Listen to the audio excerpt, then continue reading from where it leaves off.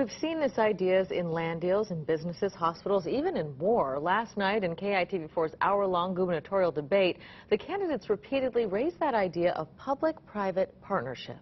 Political analysts say it's becoming a common theme where the lines are getting increasingly blurred. KITV4's Laura Yamada explains in our Commitment 2014 coverage.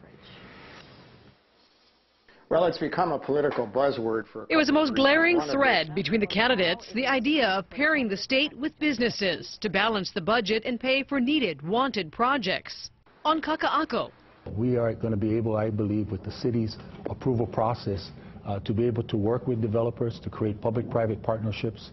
On Aloha Stadium, I believe that we have to do one of two things. Either we go into a private partnership, public-private partnership.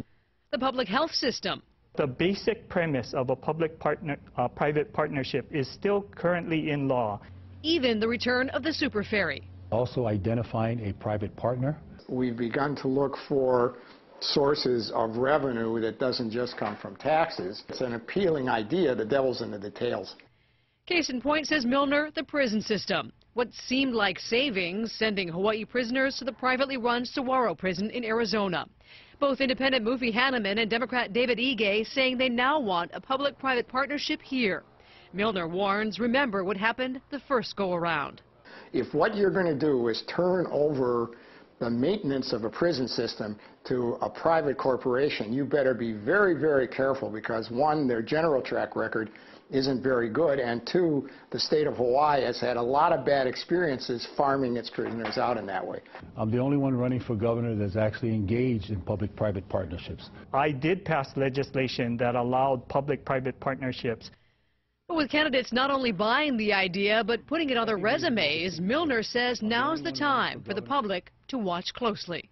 Two things, really. One is it a good idea in the first place? That is, does it make sense to try to... Laura Yamada, KITV4 News. And there are other examples, one before voters in November, partnering with private businesses to help pay for pre-K education. Milner remembers the proposed partnership to help fund UH West Oahu, but its failure was mainly due to the recession. Then there's the example of war. By 2010, the number of private contractors hired by the Department of Defense surpassed 250,000.